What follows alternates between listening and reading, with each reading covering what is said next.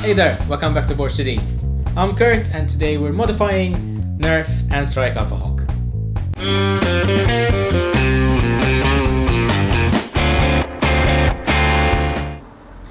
Modifying Nerf guns is a great way to get into prop making. You've got the body, the prop, ready for you. It's a good practice in painting and weathering.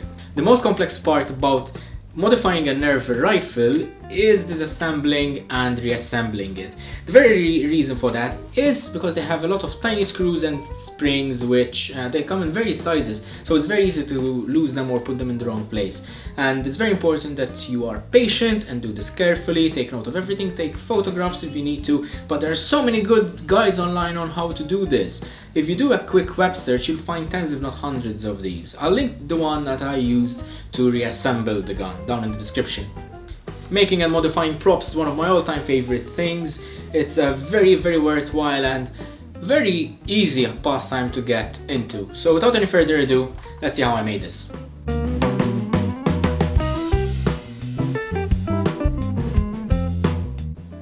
I started off by removing any script that there was on the gun. Just wanted to make sure that there isn't like the Nerf logo or an N-Strike logo showing when the prop was done.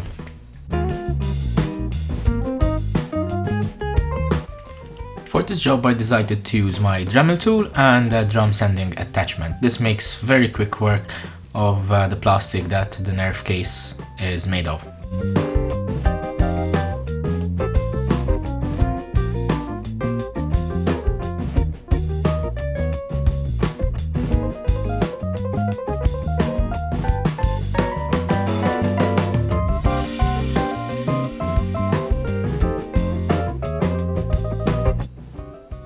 When dismantling the Nerf rifle, be careful not to lose any screws or springs.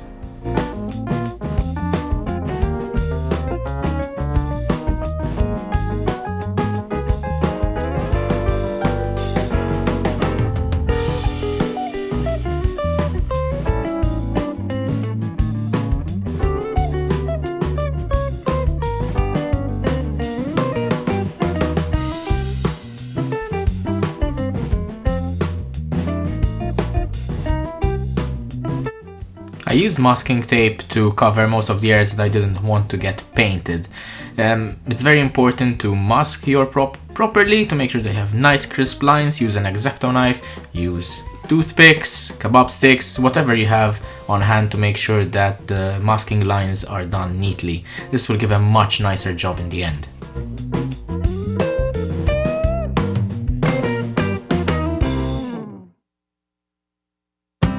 Poster tack is a really good method to hold tiny pieces of plastic while you need to spray them. It also stops paint from going where you don't want it to cover, such as very intricate mechanisms.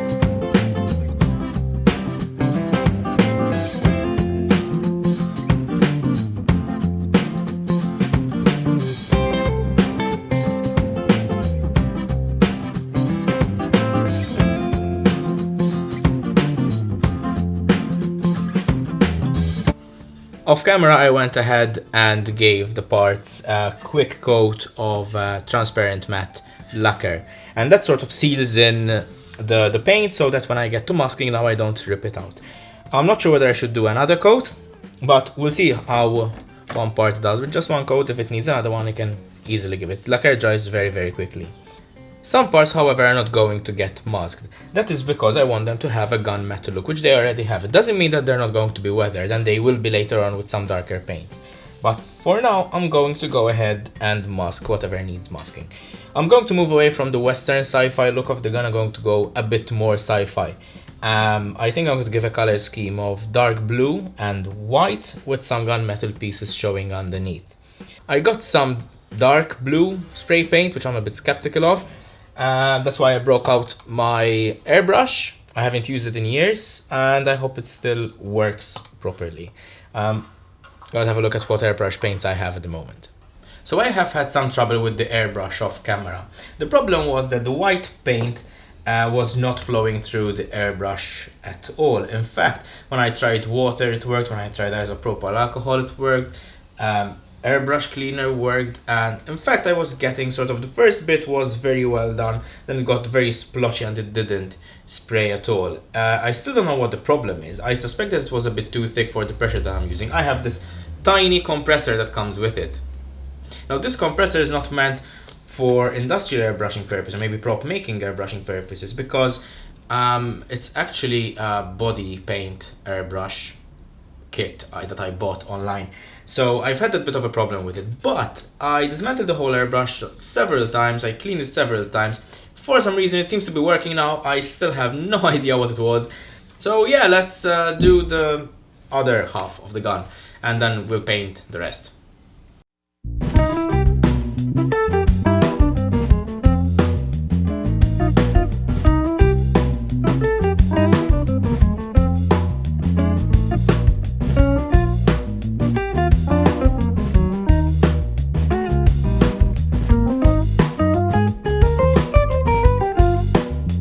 So that thing isn't working anymore. I have no idea what was wrong with it. I have no idea what was right with it before, but it's not working now. So we're going to have to go back to the good old red can.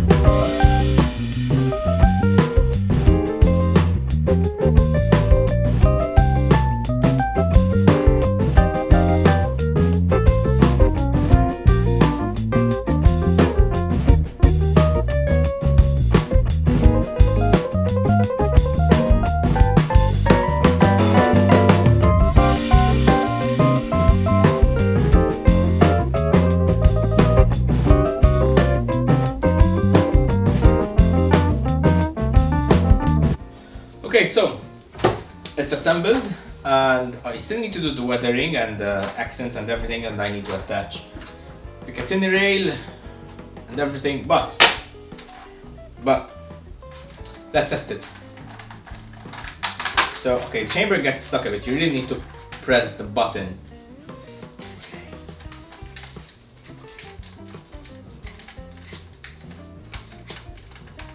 Okay.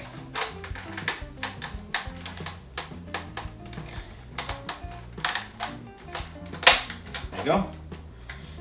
Okay. Seems to go in just fine. Trigger seems to be working. Alright, works.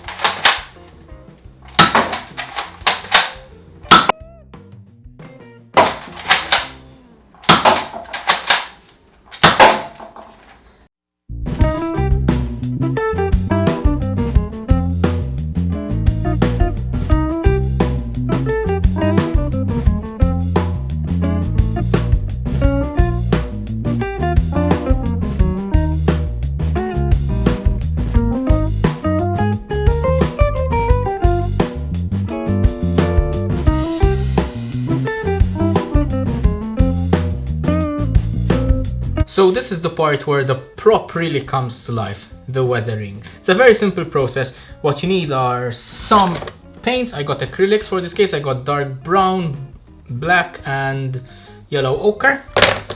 A chip brush, water, paper towels. That's all you need to get started.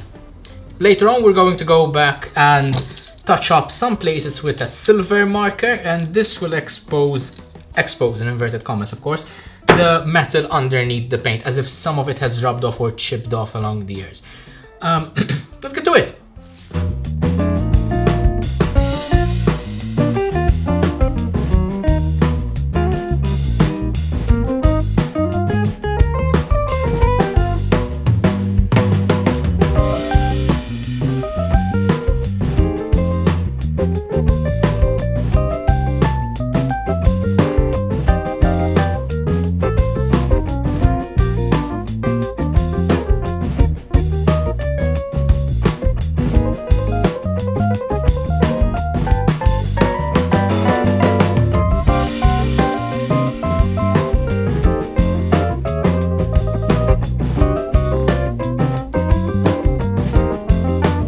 That already gives it so much depth.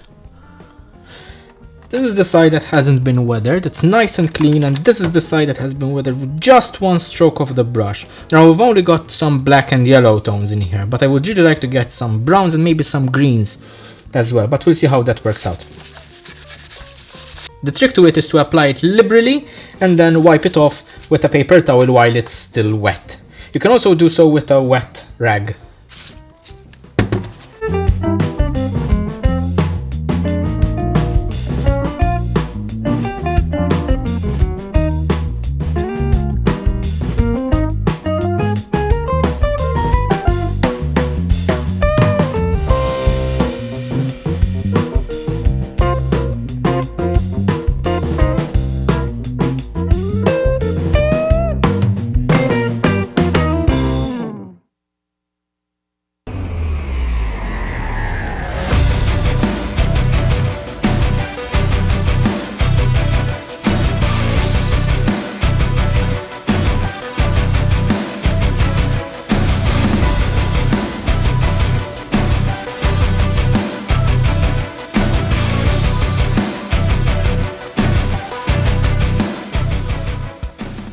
Really and truly, when you get into it, it's not that much of a big deal. It's very easy to work with the tools that you have. I tried using the airbrush, and for a very good long while it actually worked properly, but then it was a nightmare to use. It's probably because it's a very cheap airbrush and it requires a lot more maintenance than a high value one. But just with spray paint, spray cans, I got the job done. All the blue and white and silver is spray paint. And I weathered using a chip brush, some acrylic paints, water, and finally, for the cherry on the cake, rub and buff to give a nice metallic sheen to some of the parts. As usual, I got off track very easily. It was initially, I initially imagined this to be very brass, bronze, brownish, kind of western kind of feel to it. But when I saw it, it was a bit too sci-fi to pass up, so I decided to go for the white, blue and gunmetal silver color scheme. Just with any other project that involves modifying an existing prop, the sky really is the limit. I could have gutted it, yes it wouldn't have worked, but I really don't care much about the gun working. I'm more interested into a visually attractive and nice prop that tells a story. One could put electronics inside, you could put a battery pack in the stock, you could put LEDs and wire everything through it. Even with the actual mechanism inside, that is very easy to do to a certain extent, but you could gut it and make it look however you want. As you can see, it's a very simple project, very easy to get into. It doesn't have a high bar of entry and really and truly accept the cost of the Nerf gun. Paints are very cheap to get, so it's very easy to do it yourself, and I really hope that you do. And if you do, please share your photos with me. You can follow me on social media pages such as Facebook, Instagram or Twitter. You can visit my website borchidi.net to find the detailed write-up of all my projects there eventually, and don't forget to subscribe if you want to keep up to date with my projects. As always, just as I have been inspired by other makers out there to come in my shop and make something, hope that you too can make something as well, because everyone is a maker.